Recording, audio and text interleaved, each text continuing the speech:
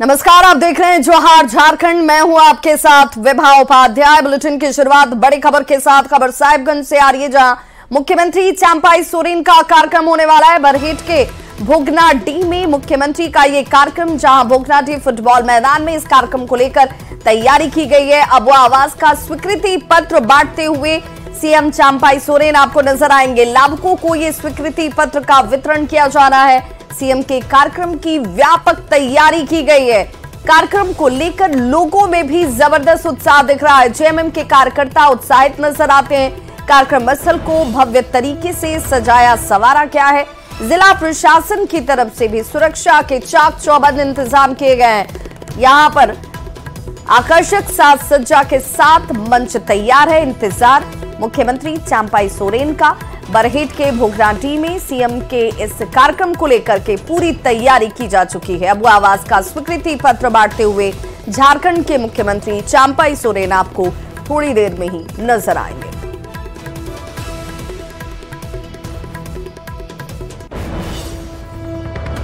तो झारखंड के मुख्यमंत्री चंपाई सोरेन आज एक दिवसीय दौरे पर साहिबगंज जा रहे हैं और इस मौके पर वो कई विकास योजनाओं का उद्घाटन और शिलान्यास करने वाले हैं। बरहेट के भोगनाडीह में विशाल जनसभा को संबोधित किया जाएगा।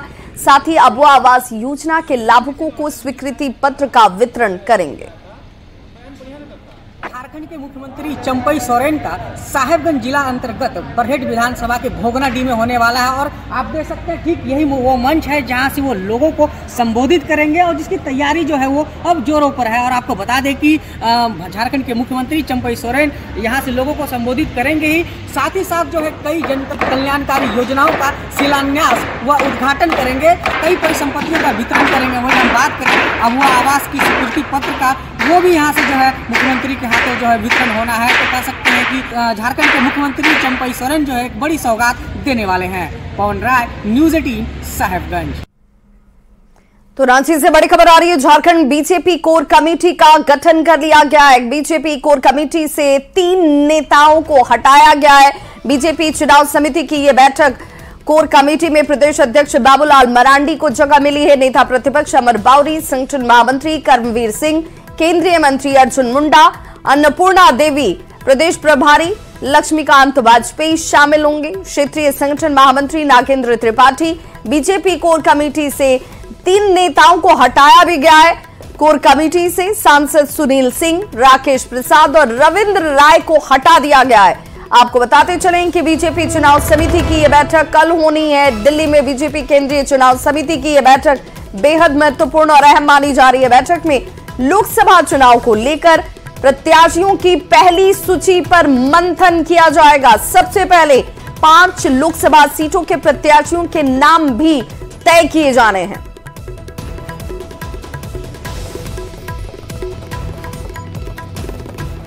तो देश भर में चुनाव का माहौल बनने लगा है। प्रधानमंत्री नरेंद्र मोदी ने भी पार्टी कार्यकर्ताओं को 370 सीटें जीतने का टारगेट दे दिया है। अब संगठन के स्तर से रणनीति बनाई जा रही है। किस नेता को किस सीट से टिकट दिया जाए, इस पर मंथन कल 26 फरवरी को दिल्ली में बीजेपी केंद्रीय चुनाव समिति की बैठक में होने वाला है। बैठक में लोकसभा चुनाव के लिए प्रत्याशियों की पहली सूची पर मंथन होगा। वहीं मामले पर पूर्व विधायक गंगोत्री कुजूर ने कहा कि झारखंड के 14 में से 14 सीट बीजेपी ही जीतेगी। इस खबर पर ज्यादा जानकारी दे रहे हैं न्यूज़ 18 संवाददाता ओम प्रकाश। चुनाव को लेकर राजनीतिक गलियारों में गहमागहमी शुरू हो चली है और बीजेपी भी अपनी इस कवायद में जुट चली है। दूसरी तरफ अगर हम बात करें तो बीजेपी इस बार जो टारगेट 370 है उसे कंप्लीट करने को लेकर पहली बार चुनाव समिति की बैठक जो है वो आयोजित की जाएगी दिल्ली में। ये केंद्रीय चुनाव समिति की बैठक 26 यानी कि कल होनी है, जिसमें कि तमाम उम्मीदवारों को लेकर चर्चा की जाएगी और चुनावी रणनीति को लेकर मंथन किया जाएगा। वहीं झारखंड की अगर बात की जाए तो झारखंड में भी कई चेहरों को मौका मिल सकता है। कई सीटों पर नए चेहरों जो है वो उन्हें मौका मिल सकता है। तो इन तमाम चीज़ों को लेकर बैठक में मंथन किया जाएगा और मिशन 370 पार करने को लेकर बीजेपी की कवायद और रणनीतियां क्या होंगी ये भी कल पता चल पाएगा। अब की बार मोदी सरकार यहाँ से मतलब जो टारगेट है प्रधानमंत्री का 370 पार करना है सीट, बिल्कुल झारखंड में रहेगा। जी। बिल्कुल 14 के 14 सीट झारखंड के जो है वो भाजपा के। कैसे लाएंगी 14 सीट, क्योंकि वर्तमान उसी का तो अभी अब तुरंत बताना, हम लोग उसमें अपना जो भी कार्य है वो रणनीति पूरी तरह से। चुनाव आयोग ने झारखंड में ट्रांसफर पोस्टिंग को लेकर सवाल खड़ा किया है। एक ही जगह पर 3 साल से कार्यरत अफसरों के तबादले को लेकर सवाल खड़े किए गए। स्थानांतरित किए गए पदाधिकारियों को पहले जहां काम करते थे उसके पास ही पोस्टिंग करना गलत बताया गया है। आयोग ने आसपास के जिलों में हुए पदाधिकारियों का तबादला दूसरी जगह करने का निर्देश दिया है। इस पर झारखंड मुक्ति मोर्चा के प्रवक्ता मनोज पांडे ने कहा कि इस प्रकार की गलती की संख्या काफी कम है, सरकार सुधार कर रही है। देखिए, वैसी संख्या मुझे लगता है बहुत कम है, न के बराबर। 2-4 वैसे उदाहरण हो सकते हैं, ये त्रुटियां हो सकती हैं, मानवीय भूल हो सकता है, और जब चुनाव आयोग ने संज्ञान में दिया है तो इसका निराकरण किया जाएगा, त्रुटि में सुधार किया जाएगा। सरकार कोई हठधर्मिता वाली सरकार तो है नहीं, तो मैं समझता हूं कि इस भूल को सुधार निश्चित तौर पर समय सीमा के भीतर कर लिया जाएगा। और कुछ ही दिनों में लोकसभा का चुनाव का ऐलान होने वाला है। इसे लेकर सभी राजनीतिक पार्टी अपने अपने तरीके से तैयारियों में जुट गई है। लोकसभा चुनाव को लेकर झारखंड में सभी राजनीतिक पार्टियां कमर कस चुकी हैं। राज्य की बड़ी पार्टी जेएमएम और बीजेपी तैयारी में है। जेएमएम का यह कहना है कि इस बार का चुनाव बिल्कुल अलग है, पूरी पार्टी चुनाव में जुटी हुई है और कार्यकर्ता हेमंत सोरेन के अपमान का बदला लेंगे। बीजेपी को एक भी सीट नहीं जीतने दी जाएगी। इस पर बीजेपी की ओर से भी पलटवार किया गया। बीजेपी के वरिष्ठ नेता सीपी सिंह ने कहा कि हमारी पार्टी 5 साल चुनावी मोड में रहती है। मोदी जी ने कहा 100 दिनों का टारगेट दिया है और पार्टी पूरी तरह से तैयार है। अपमान का बदला लेना है, केंद्र की सरकार से लेना है, भारतीय जनता पार्टी से लेना है। चुन चुन कर हिसाब चुकता करेगी यहाँ की जनता, एक भी कमल खिलने नहीं देंगे। ये झारखंडी जनता ने मन बना लिया है। तो इस बार का चुनाव बिल्कुल अलग है। ये लोग लाख तैयारी कर लें। हमारे जो कमिटेड वर्कर्स हैं, हमारे जो नेतागण हैं, मुझे लगता है हेमंत सोरेन जी के जाने के बाद हमारी पार्टी, चूंकि ये इतिहास गवाह है, जब जब जेएमएम पर संकट आया जेएमएम और मजबूत हुआ है। ये संकट की घड़ी है, हम मानते हैं, लेकिन हम और मजबूत होकर उभरेंगे, ये तय।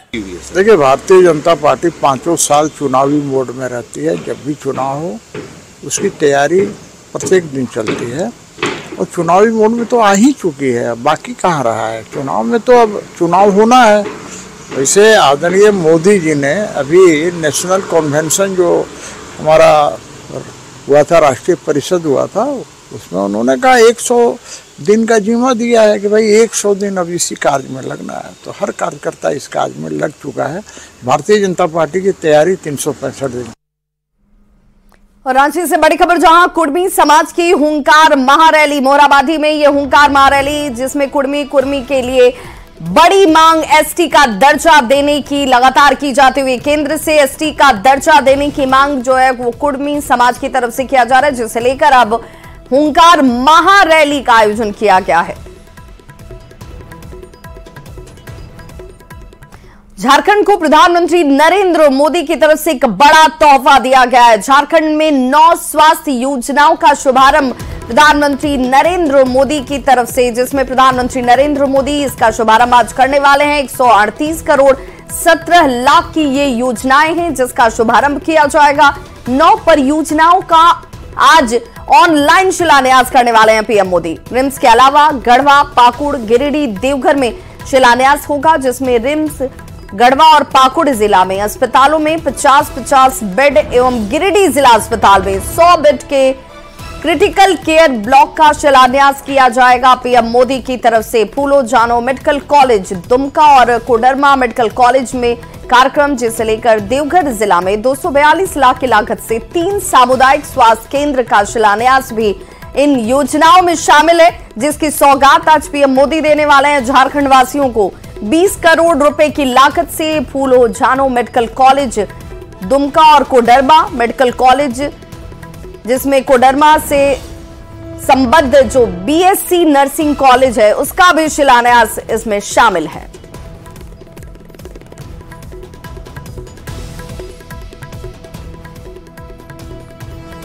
तो रिम्स में तैयार होने वाले 50 बेड के क्रिटिकल केयर यूनिट का शिलान्यास आज प्रधानमंत्री नरेंद्र मोदी करने वाले हैं। ऑनलाइन तरीके से सीसीयू का शिलान्यास होगा, जिसमें सीसीयू के निर्माण केंद्र सरकार के फंड से किए जा रहे हैं। इसके निर्माण की जिम्मेदारी भवन निर्माण विभाग को दी गई है। क्रिटिकल केयर का निर्माण प्रधानमंत्री Ayushman Bharat health infrastructure mission योजना के तहत किया जा रहा है। इस खबर पर ज्यादा जानकारी दे रहे हैं संवाददाता ओम प्रकाश।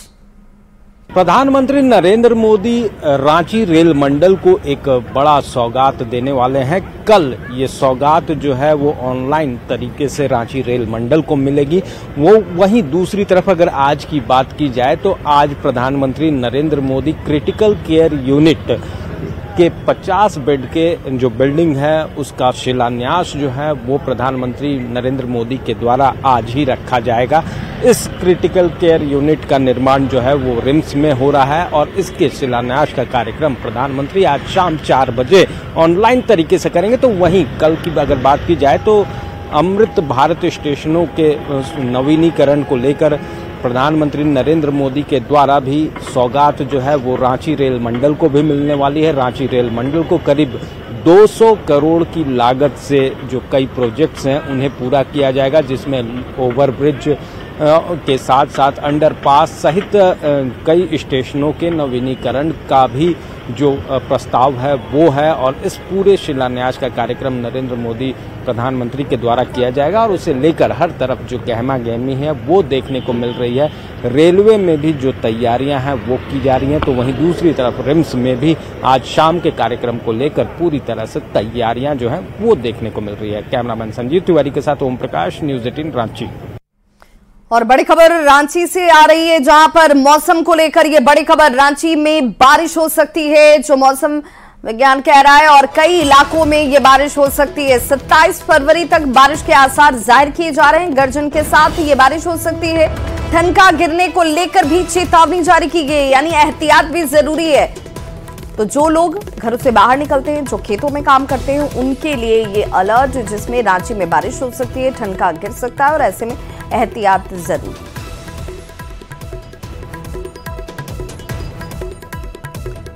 तो झारखंड वासियों को फिलहाल ठंड से राहत मिलती हुई नजर नहीं आ रही है। 2 दिन तक आसमान में बादल छाए रहेंगे, जबकि 26 और 27 फरवरी को न्यूनतम तापमान 2 से 3 डिग्री जो है वो और गिर सकता है। ऐसे में अभी ठंड और ज्यादा महसूस की जाएगी। फिलहाल सर्द हवाएं जो है वो चल रही हैं, धीरे धीरे कमजोर, हालांकि इसके पड़ने की संभावना जरूर की जा रही है कि कमजोर पड़ने के साथ तापमान में वृद्धि भी होगी, लेकिन तापमान बढ़ने के तुरंत बाद बर्फीली हवा चलने का अनुमान है, जिससे पारा और ज्यादा लुढ़केगा, गिरेगा।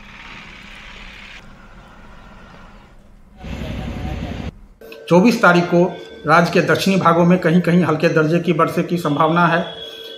25 तारीख को भी पश्चिम, दक्षिणी तथा निकटवर्ती भाग में गर्जन के साथ कहीं कहीं हल्के दर्जे की वर्षा की संभावना जताई जा रही है। जबकि 26 और 27 फरवरी को कुछ स्थानों पर खासकर पश्चिम, दक्षिणी तथा निकटवर्ती मध्य भाग में हल्के से मध्यम दर्जे की वर्षा की संभावना जताई जा रही है। और बड़ी खबर रांची से ही, जहां पर जेएससी स्टेडियम में मैच का सुपर संडे। आज भारत इंग्लैंड के बीच चौथा टेस्ट मैच। इस टेस्ट मैच के तीसरे दिन क्रिकेट का रोमांच अपने चरम पर है। आज ज्यादा दर्शकों के आने की संभावना जाहिर की जा रही है। रविवार का दिन और यही वजह है कि ये माना जा रहा है कि आज इस मैच को देखने के लिए ज्यादा संख्या में जो दर्शक है वो पहुंचने वाले हैं जेएससी स्टेडियम में। ये मैच का सुपर संडे।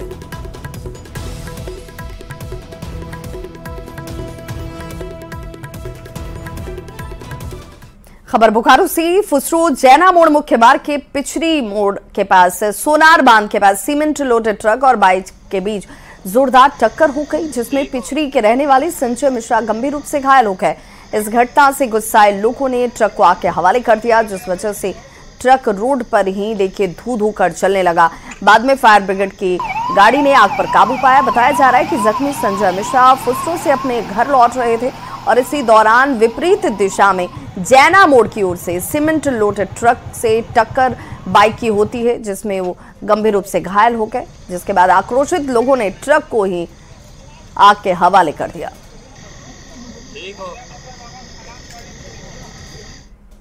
वहीं बड़ी खबर रामगढ़ से आ रही है, जहां पर एक शख्स की लाश बरामद की गई है। इस लाश के मिलने के बाद इलाके में सनसनी मच गई। प्रमोद ओझा की लाश बताई जा रही है। केदला महुआ घोड़ा से ये लाश बरामद हुई है। वेस्ट बोकारो ओपी इलाके की यह घटना और फिलहाल पुलिस अपनी जांच में जुट गई है। बिहार के सीतामढ़ी के रहने वाले प्रमोद ओझा के शव को बरामद किया गया है केदला महुआ घोड़ा से।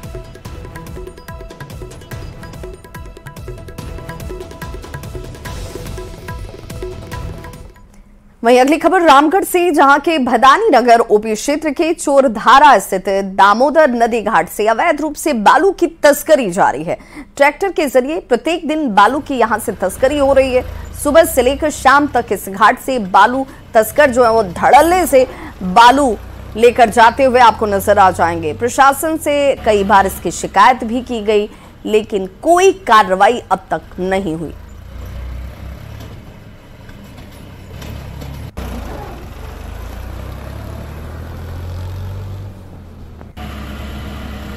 वहीं बड़ी खबर गिरिडीह से आ रही है, जहां पर राजस्थानी तुलसी ढाबा में छापेमारी की गई है। ढाबे से 300 ग्राम अफीम की बरामदगी हुई है। बगोदर थाना क्षेत्र का यह मामला है। दिल्ली कोलकाता एनएच पर यह ढाबा, जहां से 300 ग्राम अफीम बरामद किया गया है। एनएच पर कार्रवाई करते हुए दिल्ली कोलकाता ये एनएच जहां यह कार्रवाई की गई, होटल संचालक अशोक को गिरफ्तार कर लिया गया है। बताया जा रहा है कि बगोदर थाना क्षेत्र के दिल्ली कोलकाता नेशनल हाईवे स्थित राजस्थानी तुलसी ढाबा में गिरिडीह एसपी दीपक कुमार शर्मा ने खुद छापेमारी की और लगभग 300 ग्राम अफीम बरामद किया गया। इस मामले में होटल संचालक अशोक कुमार को गिरफ्तार किया गया है।